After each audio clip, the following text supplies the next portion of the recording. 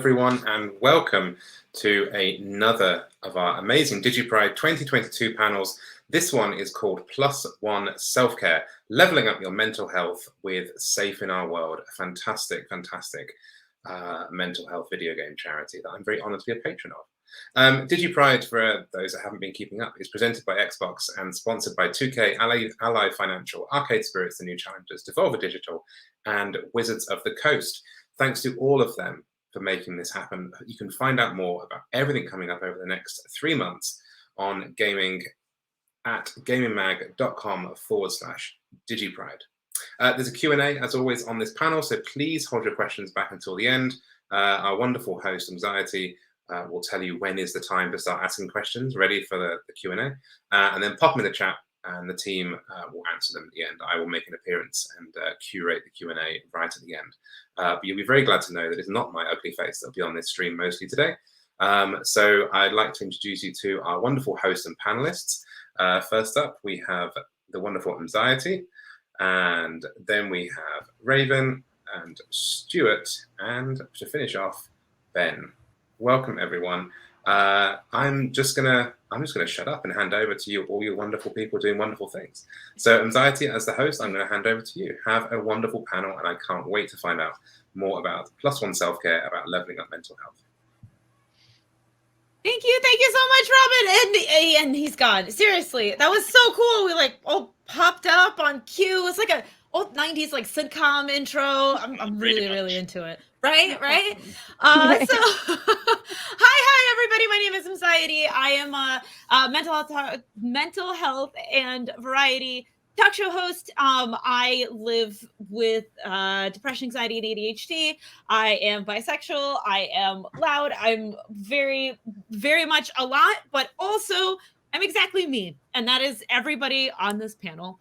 I am so excited to be introducing these wonderful humans over to you. So I am going to kind of go clockwise. I hope y'all see everybody on the screen the same way that I do, but we're about to find out. Raven, if you can go ahead and give us a quick intro.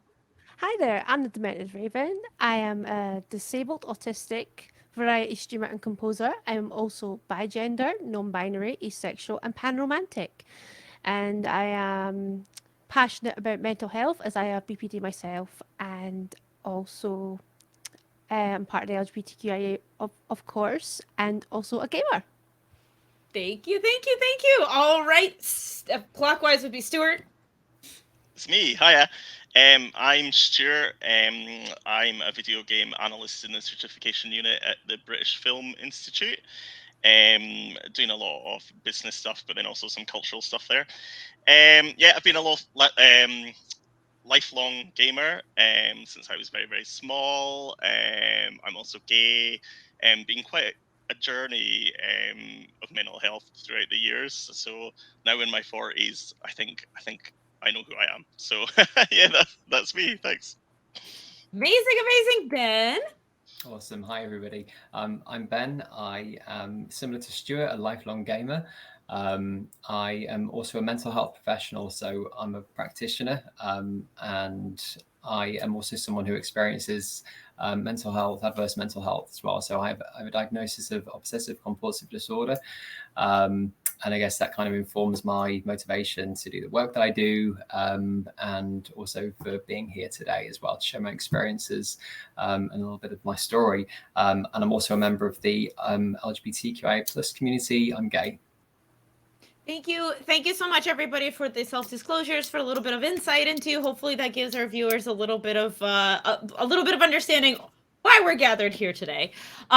So I'm gonna kind of dive right into it in terms of mental health and gaming, and just online spaces in general. What has kind of I would love to get a little bit of context about what you are most grateful for that online spaces, gaming spaces have given you as a member of the LGBTQ community, have given you in terms of your mental health. And it's not all sunshine and roses. We don't have to, you don't have to dive in and talk about all the horrible things, but you can absolutely, let's talk about both sides of the coin. So I would love, let's just go backwards. Ben, go ahead if you could start us off. Wow. Okay. Yeah. So I guess we'll start with perhaps a lesser pleasant experience maybe, and something which kind of, I suppose, made me realize the need for more visibility, the need for more conversations, like the ones that we're having here today. It is gaming related, but doesn't relate directly to any specific game or presence online with regards to with gaming. But I pre-ordered the PlayStation 5, as many people would have done way back when, a couple of years ago now. Was it 2020? Don't get me started. And a local newspaper saw my tweet and asked if they would be able to share that as like a positive news story, which I agreed to. I was like, yeah, absolutely, why not? This is something that I'm really excited about. You know, so many other people are obviously going to be really excited about the launch of this amazing new console.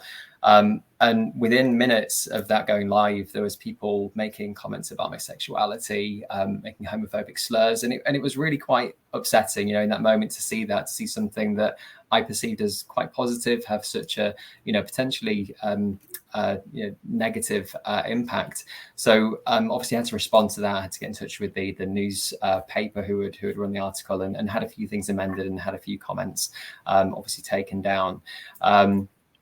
But I guess what that allowed me to do is kind of reflect on the situation, to share it with other people, and to do an article in itself about that experience, and kind of reach out to other people and just explain, you know, this is how we can deal with these experiences, because it won't just be, you know, through that medium that we experience it. There'll be things online when we're playing games, perhaps when we're playing games that are live, you know, we'll hear comments that are being made as well. So, you know, there's ways that we can respond to those situations, you know, effectively, while protecting our own mental health and taking action against the people who really shouldn't be saying those things. I guess on a positive note there. So I play a variety of games, and one of the online games that I play is Fallout 76. And what I really love to do is jump straight in there and just claim as many workshops as possible and see the whole of Appalachia littered with pride flags, which is the icon I use for my character. That's awesome. Okay, well, you definitely both sides of the spectrum there. Once you wrote your article, did you find other people reaching out to you, talking about, you know, how they could relate to your experience, or that they were grateful that you said something, or? Yeah, absolutely. So I had quite a few friends who were able to see that article as well. So I mean, within that mix, there were some positive articles, some positive comments. There was also quite a few people who jumped kind of to my defense as well, you know, and kind of shut down those people who were kind of hating on the article and hating on me as well for no good reason.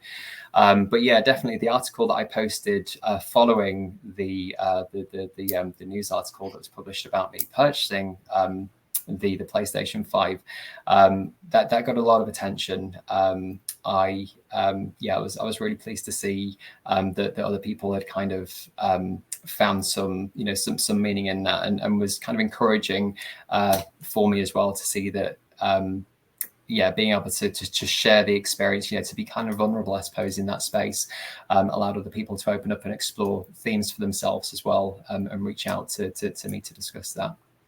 Thank you so much for sharing. Stuart, let's hear your story. Yeah, so I guess for me, the most important thing for my mental health of video games has been a connection to other people. So, I mean, going way back before there were even online spaces, I met my best friend in high school, who is still like one of my best friends, and we still speak every day, despite him living in Japan now for a long time. And we bonded over Mario Kart and Street Fighter 2 and things like that back in the day. Yes. And we I mean, spent so many evenings just, you know, sitting around the SNES and the Mega Drives, playing all sorts of games. We were both gay. Obviously, this was like under Section 28 in schools in the 90s. So it was even though we both knew later, we both were like, yeah, I knew you were gay. I knew I was gay. We never ever mentioned it to each other until years later. But that gaming allowed us to kind of find each other and keep connected. And we're still connected to this day. And we have been, you know, we still play online together. We've been playing Evil Dead a fair bit, although he always just drives away and leaves me. Every time. It's his favourite thing to do. But, you know, going back, we used to play, when he moved away, he moved to Bath, and then we used to play Phantasy Star Online together, and just, you know, it was funny because we never used to do the quests. We used to just like type and gossip about people that we knew. So, you know, that connection has been really important for me. To be honest, I play online, but I'm wary about playing with strangers. Of course. I mean, I'm sure you all know, you never really know what you're going to get. But I've made lots of other friends from the LGBT community that I play online with, and so that sense of connection is great for me. To be honest, most of my close friends, apart from the one I was talking about, John, don't really game. My partner games a bit, so it's good to have this kind of like other LGBT group of gamers that I can delve into as well. Yeah. I love. Oh, I'm so sorry. Oh yeah, no, that was it. Yeah, Okay. that's what I was gonna say. I love that you had this, you know, this connection with your friend where like you didn't even really need to talk about it, but both of you knew. But at the end of the day, like gaming is the thing that was absolutely. connecting both of you. And we were both suffered a fair bit from anxiety growing up, and still do, to be fair. And I think just having that, you know, I didn't get too much of a hard time in school. He did, definitely. And so having that connection where, you know, if we had a hard day at school, we could just, you know, go and play some ridiculous fighting game together. You know, it was really important, that connection, and it's important that it's maintained. That's awesome. And I mean, who can't blow off steam while playing Mario Kart and throwing that blue shell at whoever's in first place? Rude. Raven, I'd love to hear your story. Well, mental health and video games. There's been so many instances, starting from when I was like young and growing up. What was it? I had a pretty challenging upbringing, shall we say? But I had someone close to me who I played games with, and it was a great escape. I've seen gaming as an escape for a very long time. And it's helped in so many ways, whether it's growing up with the person I'm close to, playing games with for many years, escaping from the harshnesses of reality. Also in like factors such as learning more about myself, it gave me the extra bout of confidence, relating to characters, which may relate to like my gender, sexuality, but not knowing it at the time, or not knowing it was a thing at the time, if that makes any sense. But also helped with my confidence, and it also still goes way to adulthood, what with streaming, it being part of my work, it being part of video game music was also a big thing growing up, because I'm a freelance composer and I do music, and I'm heavily inspired by video games. So it's been a thing that's been a thing since all my days. It's impacted my life in various aspects, whether it's people, confidence, my work, and streaming, especially with streaming, because it's really helped with my confidence as well. So there's been so much positive aspects about it. And back in the 90s, bit showing my age, what was it? There was some pretty much negative aspects as well, like at school and that. Gaming wasn't as like, well, it was mainstream, but compared to now and then, back then it wasn't as like, all like the popular kids weren't all into games. They all thought it was weird, and it was just like a outsider type thing to do, and you'd get picked on for being a gamer and stuff like that back in the day. So that was a thing. You were treated as odd and things like that, where now it's a lot more accepted and everyone's playing games, and it's great that more people are, and it's great for people to finally realize it's not just a bad thing. But yeah, that's the other side of the coin. Like during my teenage years and that, it's like being picked on just for having unusual interests or just behaving differently because I'm autistic, but that's another story entirely. But all in all, it's been good. It's been a good thing. It's been a really good thing.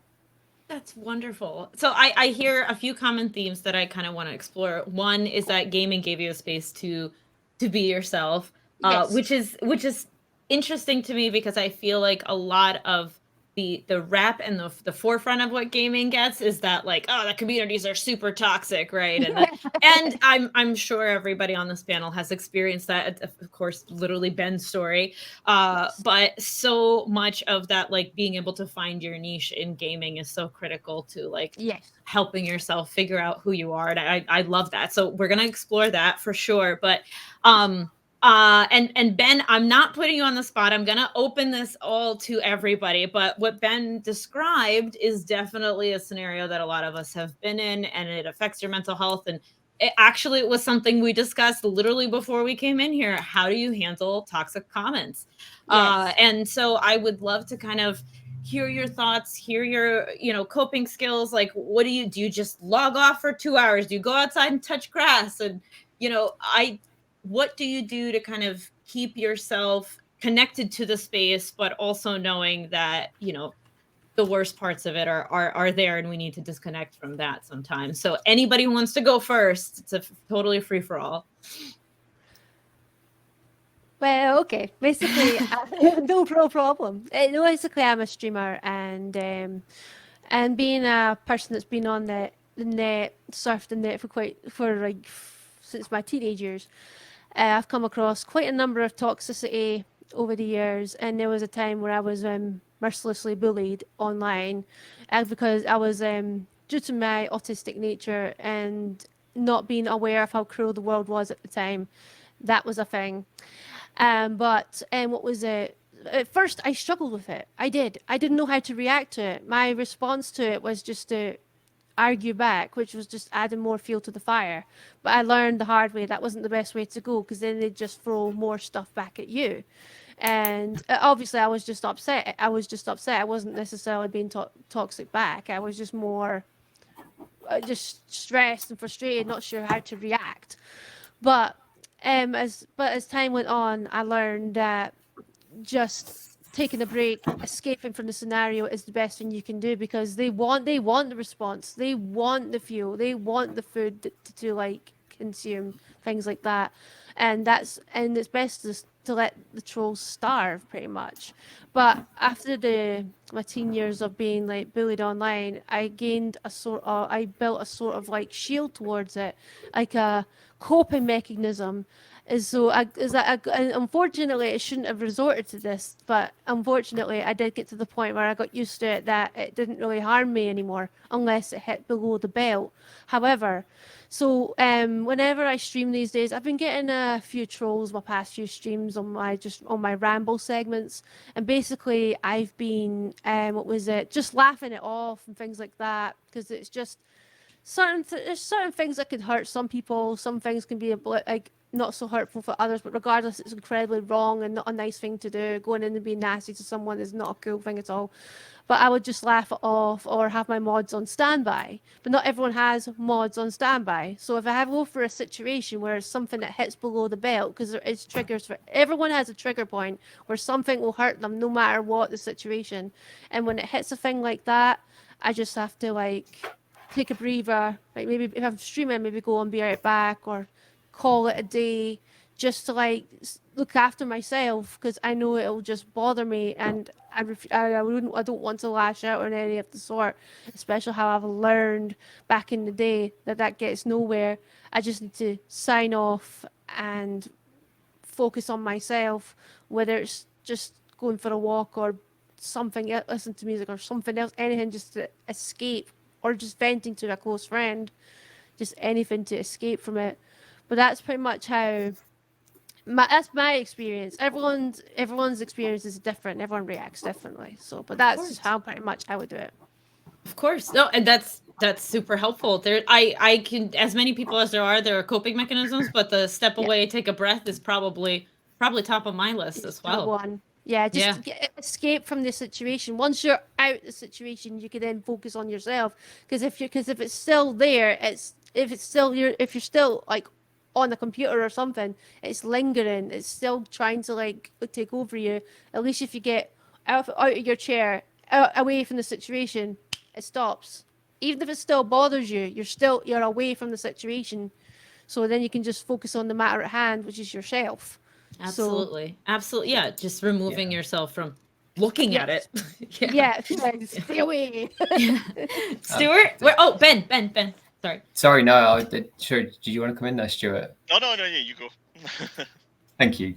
So I guess I was just kind of reflecting on everything that Raven was saying there, and I guess we've all been discussing how gaming has been a safe space for us growing up. It's been a place where we've been able to go and express ourselves, or engross ourselves in something completely separate to the other things that perhaps we've been experiencing. And the likelihood is, the sad reality is that we've all probably experienced some degree of homophobia at some point. So having that encroach upon a space which has been safe for us for such a long time, having that come into that space and having the potential to cause trauma, to kind of to trigger things for us, which are obviously unpleasant, is not something that I guess we should take lightly. And I think what Raven was saying there around taking that step back and just giving yourself that time to kind of breathe is a really important thing. And I'd like to share something in a moment as a few techniques that I personally use for that.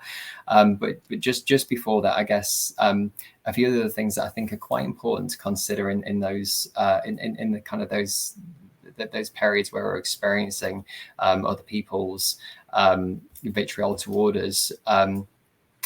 I think there's a temptation to educate. So I always feel tempted to educate. And I think sometimes language can be a little bit of a funny one. Some people do use words like gay in a derogatory sense. And perhaps that's, a vocabulary that's been acceptable in their household, or that's been acceptable as they're growing up. And maybe they don't quite understand the consequences of using that to somebody who is actually, gay or is from the LGBT community. I guess I went through a phase of thinking, this is my position, this is my problem to solve, this is where I should be coming in and educating that person. And in reality, it isn't. We can kind of go some way to saying, look, this is offensive, but that's really, the extent to our duty there. I guess the other side, if there is intentional hate that's being directed toward any of us, it's absolutely taking a step away from that. Kind of, if it's appropriate, to get evidence of that as well, just if it's something that's quite serious, if there's kind of things around, if there's any themes which are really threatening or very concerning, and making sure those things are being reported to the social media outlets, or to the the companies that are responsible for that platform, is a really helpful thing to do as well. But yeah, definitely taking that step away. And one of the things that I just wanted to briefly share is something that I use when I've kind of experienced similar situations that have caused me some distress. So I use something called the self-soothe box, and you've possibly heard of this before. So mine comes in a Crash Bandicoot TNT box. And basically the theme around a self-soothe box is absolutely, it's to kind of ground yourself in that moment. So if you're taking a step back from gaming, from whatever it is you're doing in that moment, and focusing on your senses really. So it's kind of things that you can touch, things that you can smell, things that you can taste, and memories and things like that. So just a few examples as to what's in my self-soothe box. So I've got a little 3D puzzle of a dinosaur with a T-Rex head, so that's something that I can engage in, which is completely separate to that situation that I've been in that's been upsetting for me. Kinds of things that I can kind of ground myself with are with regard to taste of things like mints. So always got some Polos or some Tic Tacs or anything kind of really strong tasting. Memories, I've got some gig tickets in there from Amanda Palmer shows or Muse shows, and photos of like various things that I've kind of places that I've visited. And one of my favorites is this little guy, which is it's a stress cube actually. So it's like really squidgy. It's just nice and tactile, and just kind of gives me that opportunity to, to really release some of that pent up anger from all those horrible things that people have said. So just kind of taking a step away, having a self-soothe box so you can dive into that as a means of distraction from and a way to a place to process that, and a way to kind of not be tempted to react immediately, because sometimes obviously that can lead to fueling the fire and allowing those trolls an opportunity to really get under your skin. I love that self-soothe box. I don't know that I ever officially made one, but I have a drawer that I recognize now more or less as a self-soothe drawer. It is full of coloring books and connect the dots and crossword puzzles and like that. And that's it. So I subconsciously made a self-soothe self-soothe drawer. They come in all different shapes and sizes. It can be a wallet, it can be a bag, it can be a box or a drawer, or anything at all that you can put things in which you can connect with. Yeah, that's amazing. Self-soothe drawer, I like that. It's a whole drawer. Listen, a box wasn't gonna do it. It had to be a whole drawer. Thank you so much, Ben. All right, Stuart. Yeah, I mean, very similar my approach to this sort of thing. So, if I see negative comments, or I used to also make the mistake of engaging with them, like everyone said, and it's, you're banging your head against a brick wall because you're arguing with people that are there just to argue, basically. You're not really going to convert anyone into, your point of view. So what I find I do now is similar to the self-soothe box. I basically just log off, no internet or anything, and just totally immerse myself in something I love. That's something different. So it might be watching, a film that I absolutely adore that I've seen about 500 times, and then I just kind of smother the negativity with something that I love and that I'm really passionate about, and then until the kind of negative feelings and that have faded away, and then it's just I'm excited because I'm watching, I don't know, some rubbish 80s slasher film that I've watched 20 times. Something that kind of brings me joy. It might be music, it might even just be going out with the dog briefly. It's basically turning the negativity, to quote the 80s Kylie song, turn it into love. It's like turning the negativity away and then focusing on something that I love, something that I'm passionate about. And I think it's easy, especially if you spend a lot of time on the internet, it's easy to get into these kind of doom cycles. Here's some negativity, now what someone is saying about this, now what's this person saying, what's this person quote tweeting, and it's easy to fall into that. So I think I try and make a conscious effort to move away from that and to move to something positive, whatever that might be. Is going to be different for everyone. Like, I'm sure not everyone wants to watch a Friday the 13th sequel, but that makes me happy.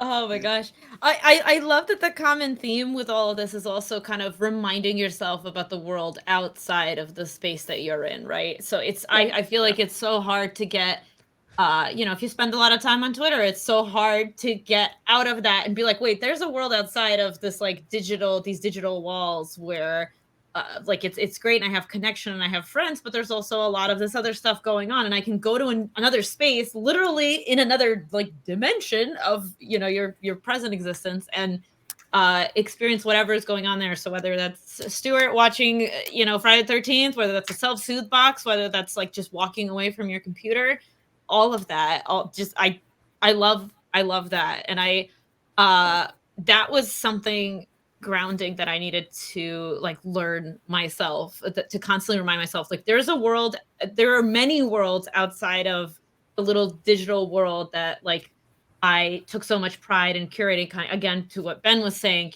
creating a safe space. So somebody coming into it, your first reaction is very alarmist, very, hey, like, what are you doing? This is supposed to be the cool part of the world. What are you doing in it? You can't be breaking this illusion. But then also being able to step away and be like, okay, there's other things that I could do and I can focus on. But it's hard. It's hard. And I feel, another common thread that we've all kind of discussed is the fact that a lot of us have found, home online. A lot of us have found spaces where we finally feel accepted and feel like we can be totally ourselves. And so, yeah, somebody encroaching on that it's not awesome. But I would love to talk a little bit more about that, these specific experiences of, like, do you remember of a time where the online community really was the reason that your mental health improved? So either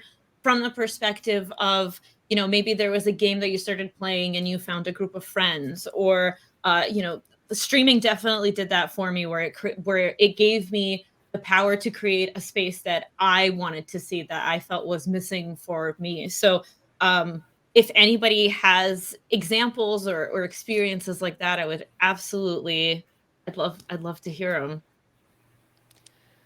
Well, the first example I can think of at the top of my head is one of my all-time favourite video games. It was released in 2015, but I got it in 2016. It's called Dying Light, and it was a parkour zombie game. And it was a game I played for, without burning out, for about, like 3 or 4 years.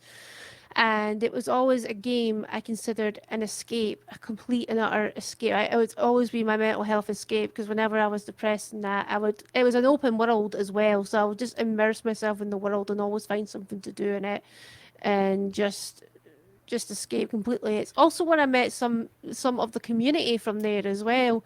I met some lovely people, some I'm still in touch with, and we bonded over it, or we played together, or we just chat in like social platforms about it. But that was one big gamer moment for me with that game and that community. I play the sequel to this day, and yeah, it's made a very large impact, and it's also meeting people as well. So yeah, so that's a big thing. That's awesome. That's awesome. I'm sure there's more. Otherwise, I'm gonna have to tell you about all of mine. And there's a big list. Is it Stuart? Stuart, you want to go? So I would say for me, I'm a massive Sega fanboy, like old school Sega particularly. Okay, sure. Sega, I mean, Outrun is probably my favorite game of all time. Weirdly, people always find it odd that I say that. And so what I really love is like the super geeky kind of technical details. You know, like this was the director of this game in the 80s. You know, the game was launched then in Japan. I love all that kind of historical detail and all that kind of stuff. And I find great comfort in, because there is a specific Sega online community, which seems very odd, particularly around classic Sega games. I find it so like good for my mental health just to dig. If I'm feeling like, you know, a bit all over the place with work, if, you know, like mentally I feel a bit kind of scattered, I love kind of honing in on those details and kind of like learning more. I love to kind of like learn as much as I can about something that I'm obsessed with, which is quite a lot of things. And although, to be honest, I don't really directly engage, like I rarely comment and stuff like that. I just knowing that community is there, for me to kind of consume almost. I just find it so good for my mental health. It's so satisfying, and I just like send me all the geeky 80s Sega facts that you can. That's my jam. Oh my god, I love that. I love that there's still like people are still finding stuff in like original Zelda games and stuff. I mean, I know that's not incredible. Sega, but it's so cool. Like I love, and all the kind of like urban legends, you know, I mean, the whole stuff with the Sonic 3, you know, Michael Jackson did the music. Was it confirmed? Wasn't confirmed? And then recently it was confirmed. It's, I mean, I love all that sort of stuff, and I just find it's incredibly satisfying, and it's one of the things I love about video games. It's just I feel like with other forms of media, with film, with music, all those kind of details get kind of, with film particularly, get turned over in the public so much. You know, everybody knows the kind of like the urban legends about Wizard of Oz and all that kind of stuff like that. But you know, the game, it's still kind of a bit of an undiscovered, untapped well of information there, unless you specifically going looking for it. But yeah, I just find it incredible, and it does wonders for me, like spending hours upon hours on message boards and reading stuff about, you know, alternative versions of Outrun and stuff like that. Oh my god, it's like digital grounding, which I understand it's a complete oxymoron of a term, but like that's what it sounds like. Yeah, totally. I want to know more about this online Sega community. That sounds really interesting. All the Easter eggs and just like good old dose of nostalgia. That's awesome. So I guess, I'm going to go with a more recent example for me. So I guess during COVID was when I actually started getting more into online gaming, and it was specifically Fallout 76. And I've referenced that game already, but it's been quite a significant game for me over the past couple of years, especially during the pandemic, because we game with quite a few of our friends, and we have local co-op. So we kind of get together and we play games, whether it be Castle Crashers or something similar like that. Just being really fun that we can kind of bash out Teenage Mutant Ninja Turtles or something similar.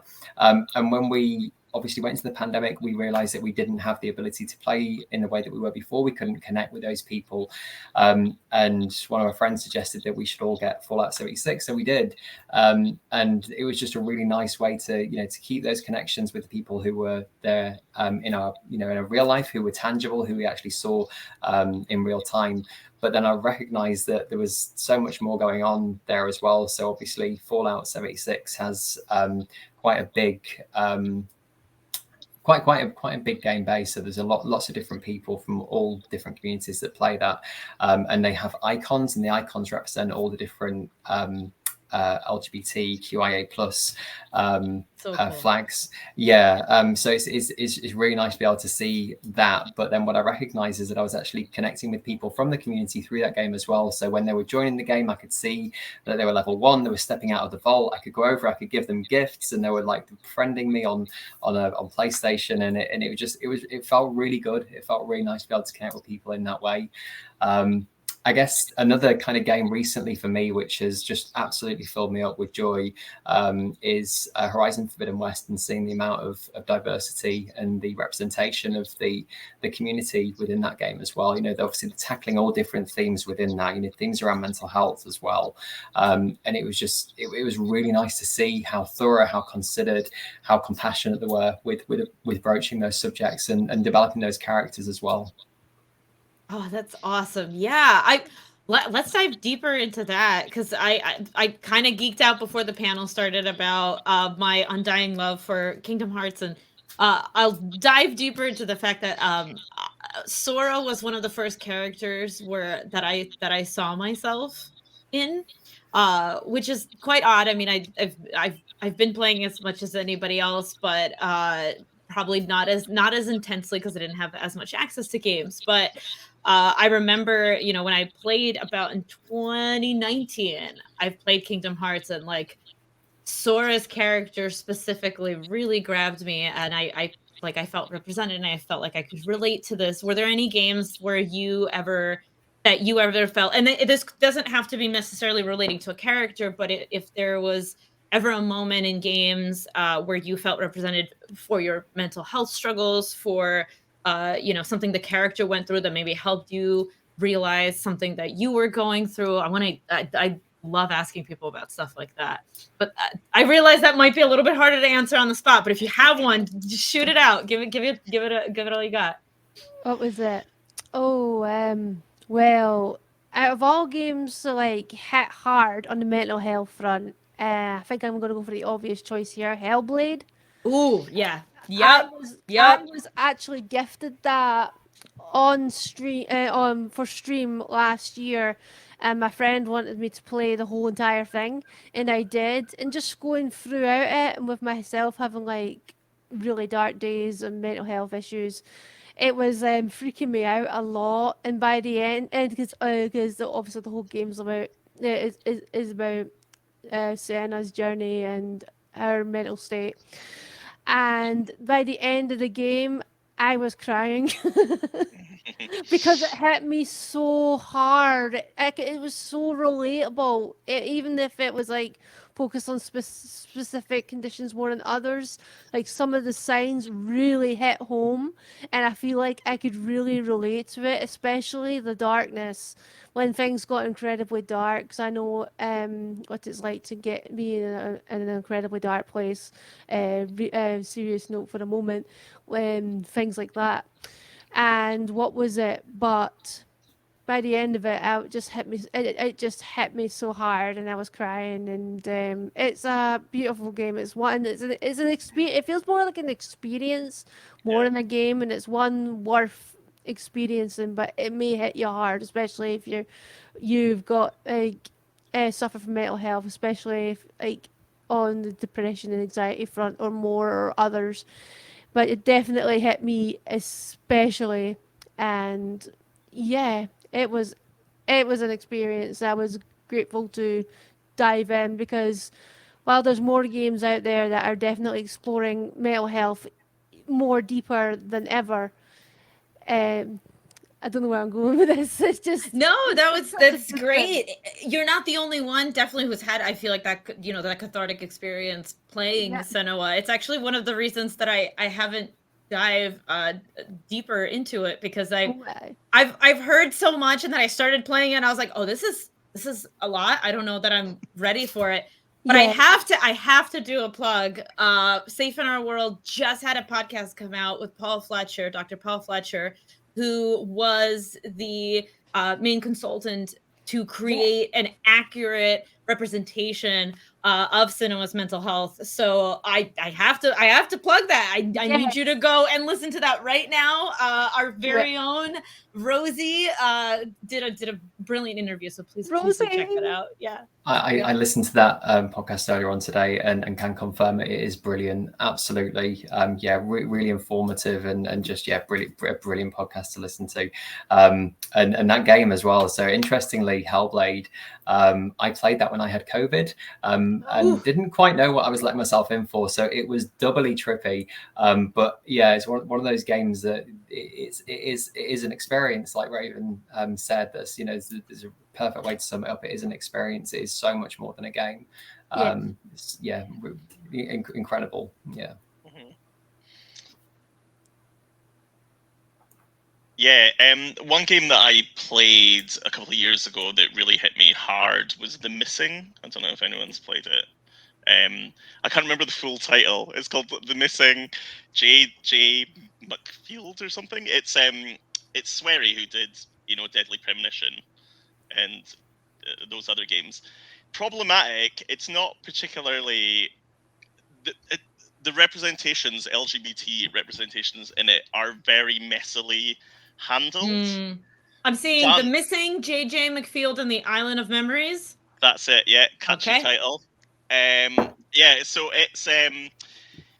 it's messy, and the issues it deals with are messy and dark. But ultimately, it's about kind of LGBT acceptance. I mean, I really enjoyed it, and it hit me really hard, particularly the ending. Really, really distressing, to be honest. But the kind of core theme of accepting yourself and what can happen if you don't, and, you know, if you're not supported. Like I said, it's problematic and it's messy, and a lot of people I know who are LGBT took issue with it and some of the themes around it, which I can totally understand. But for me, the kind of messiness and stuff maybe kind of represented some stuff in my own life. And I think sometimes some of the most powerful representation stuff isn't kind of cozy and isn't, you know, always comfortable to deal with, and doesn't even always come from the best intentioned place. But I think it's very interesting. I would say if you're interested, check it out. Maybe check out the synopsis, because there is a lot of stuff that's quite triggering and quite hard to deal with. But if you're looking for something, you know, that's about kind of LGBT acceptance, like it is dark and it's quite messy, then yeah, I'd say that. I still think about it all the time, but I always feel a bit guilty recommending it to people because you know, I'm not sure it comes from the best place, but yeah, it's interesting. Well, that's what synopses are for. You read through it, you check it out, and, you know, you figure out if it's for you or not. But the point is that you connected with it. It doesn't have to be. I mean, like exactly like you said, our lives aren't exactly like a one-to-one connection with a lot of things, and like a Senua is a representation of psychosis, but somebody with depression, anxiety can also relate to that experience of feeling other than that darkness. So it's. If you connected to it and it hit you home, that's what matters. It's for you. That's amazing.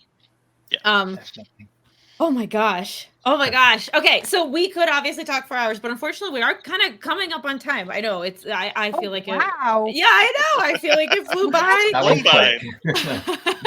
Well, that's good. It means we had a good time. I hope. Yes. So I just kind of sum it up in terms of, you know, you came here to hear about self-care, and I hope you did. One, representation in gaming matters, even if it's inadvertent.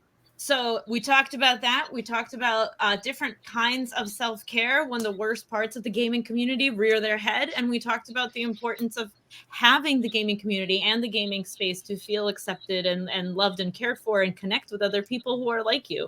All of that is wonderful and absolutely, absolutely incredible. So I know we have to head into Q&A. And I guess, Robin, if you could give us a sign from the heavens, and by from the heavens, I mean like in private chat, and let us know if we should outro ourselves before we do Q&A or when we normally do Q&A. I should have asked this before because I'm a great host. There's Robin. There you go.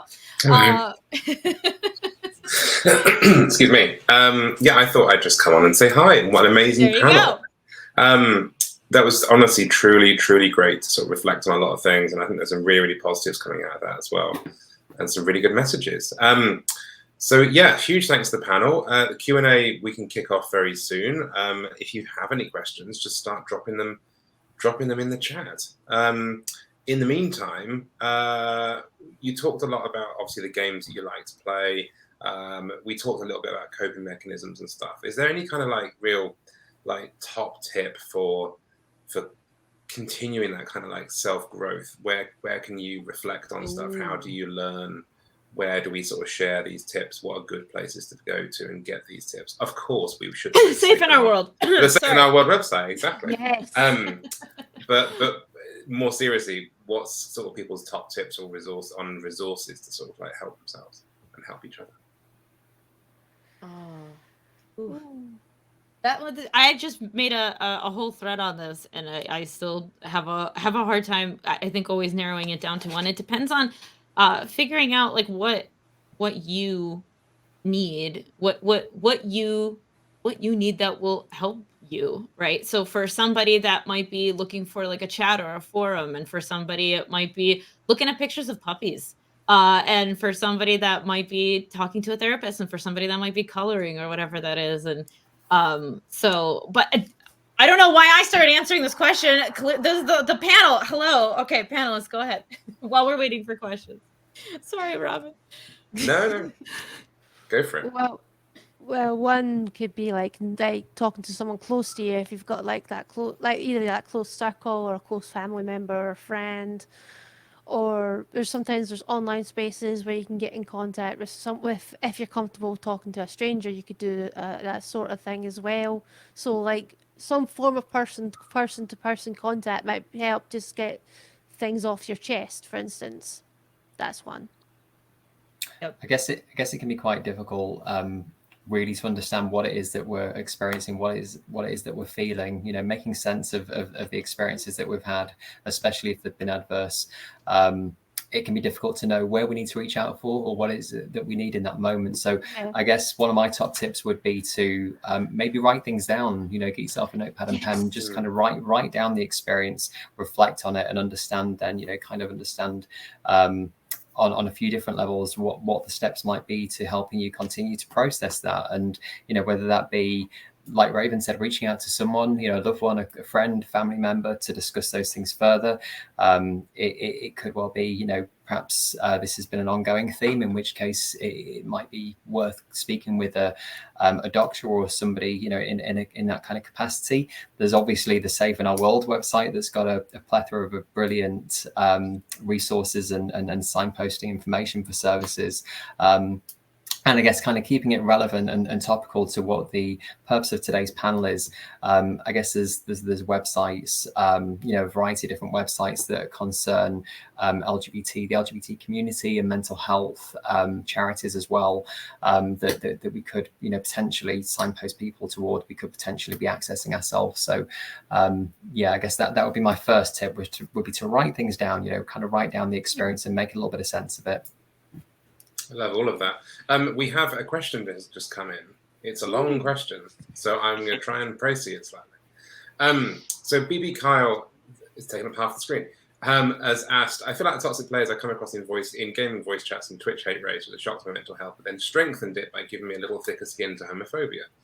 Plus, queer people are so much better at comebacks than our straight counterparts. True. That said, what advice would you give to queer people who may not have developed that thicker skin yet in handling these situations? And someone followed that up with saying there's a very good question for the baby queers in general. Yeah, I would say to this is take things at your own pace.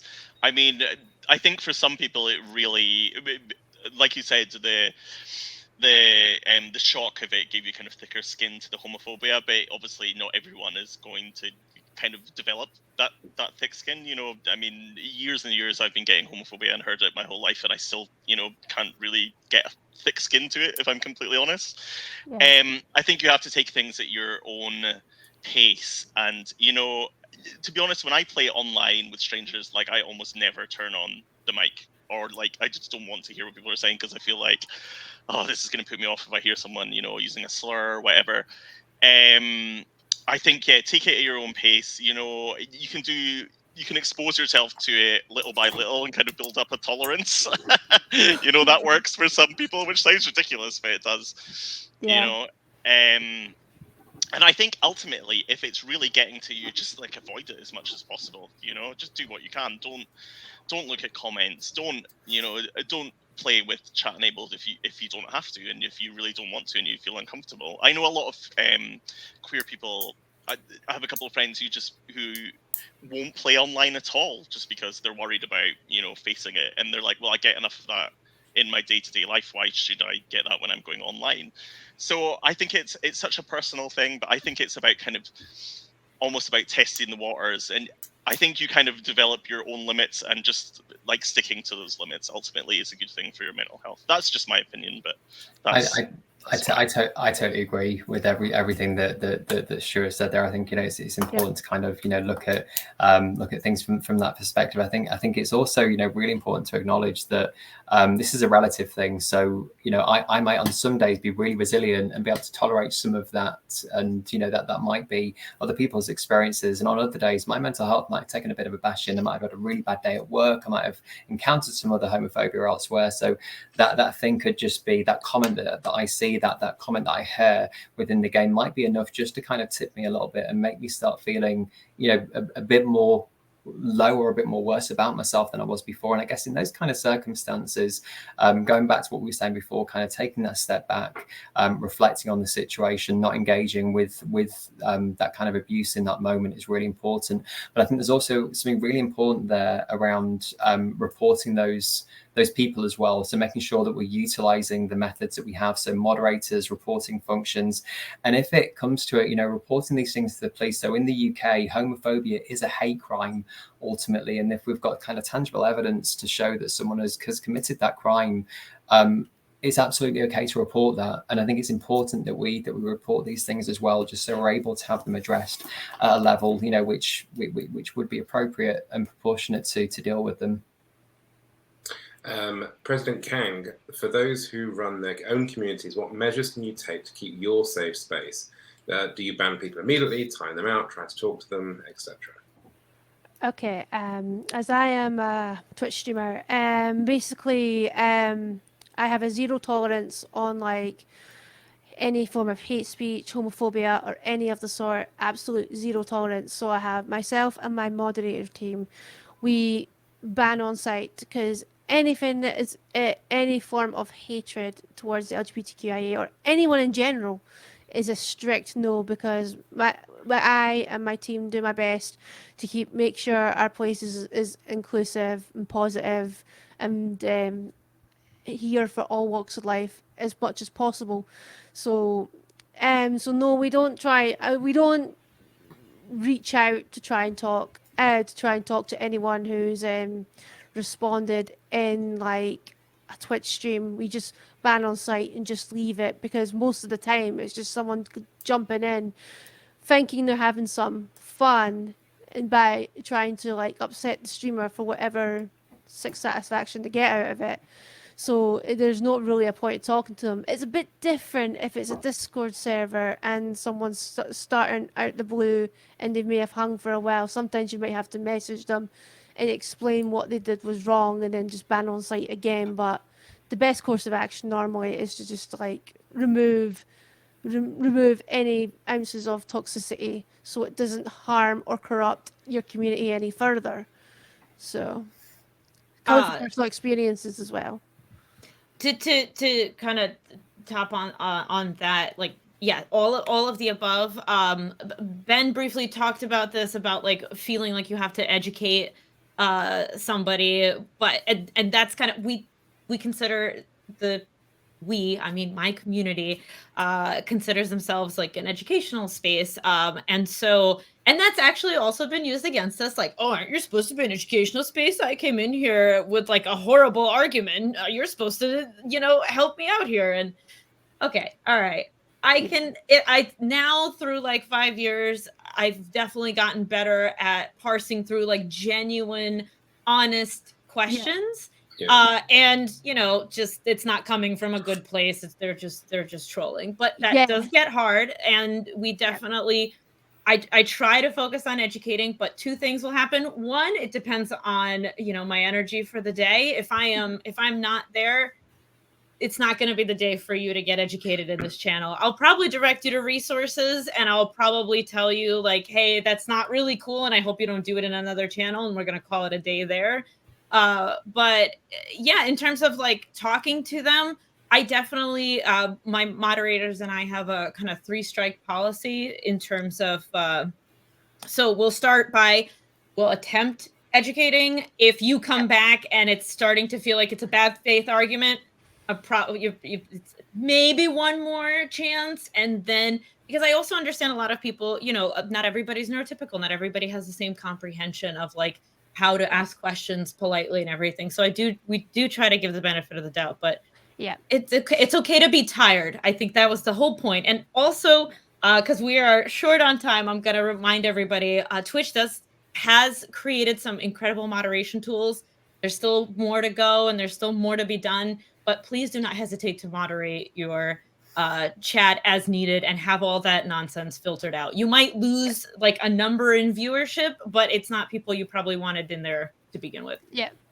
That sort of sweeps up our third question, which is from Avidius, which is, how do you handle transgender homophobia that can come from within the LGBTQI2+ Twitch and broadcasting community? So that's more about an internal, within the community kind of issue as well. But I think that kind of, we sort of touched on quite a lot there. But if anyone has any specific points around some of our own community's internal issues. That's a lot heavier. Yeah, I'm not really. I mean, this doesn't apply so much because I don't stream, but I mean, I've seen bigotry from within the community to other people in the community, biphobia, transphobia, and I think you just have to call it out, because if, there's enough bigotry coming from outside without people from inside, firing it against each other. I think you just have to call it out. And it's like, I know it kind of goes against what I was saying earlier about, there's no point in kind of arguing with people, but I feel like it's kind of a different approach sometimes coming from within. It's still a bigotry, but it's I feel like there might be some more of a connection that might be made, but again, that's coming from an outside. It's not a Twitch point of view. Maybe Raven, you might be able to handle that one. Oh, well, how do I handle? What was it?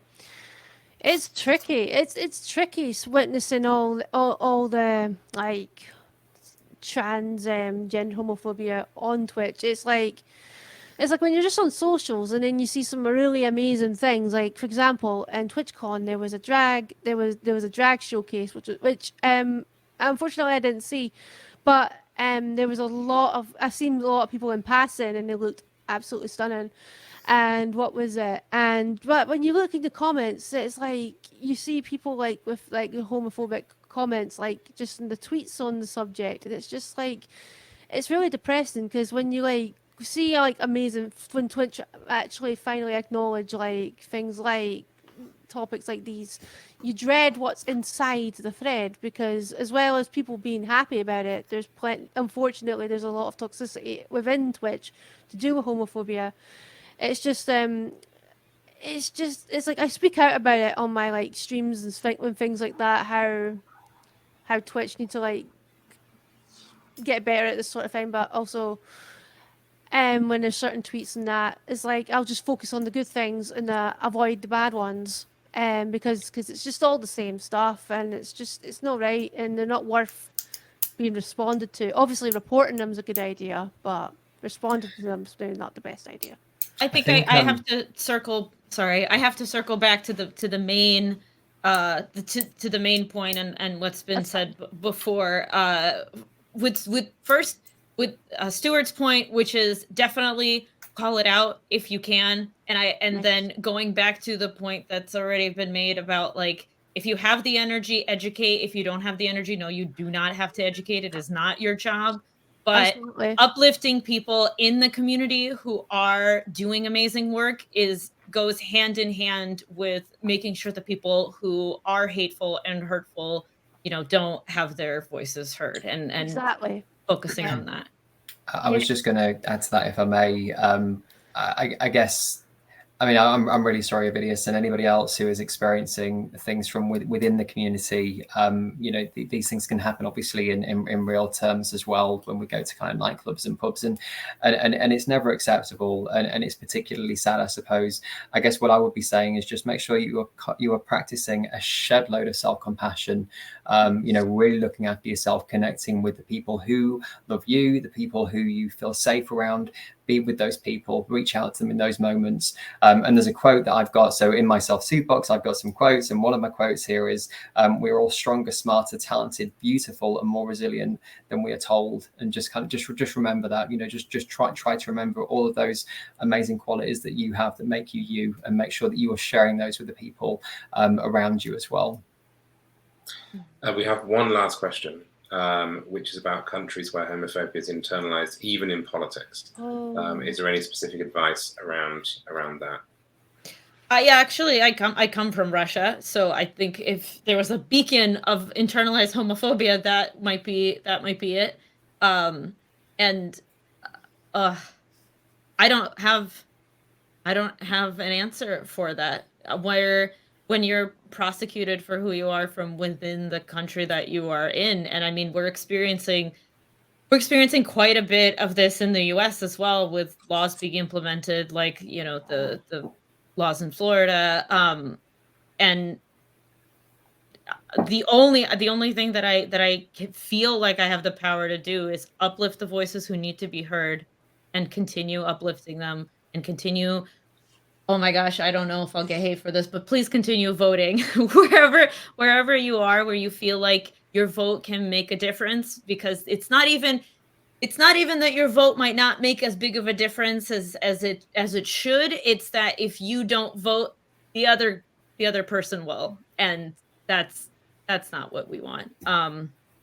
Yeah, that's it. Excellent. Once again, thank you so much to our fabulous panel, the wonderful host, Anxiety, Demented Raven, Ben, and Stuart. And thank you also to Safe in Our World, who does an amazing job, and I can see lurking around the chat, so much love to Rosie, etc. And please do go and check out the website. Just Google Safe in Our World. They do some fantastic things.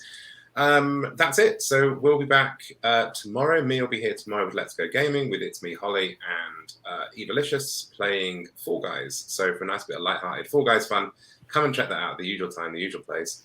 And don't forget to go and check out gamermag.com/DigiPride for everything else that's taking place during this amazing season of Pride. Thank you everyone on the screen. Thank you everyone in the comments.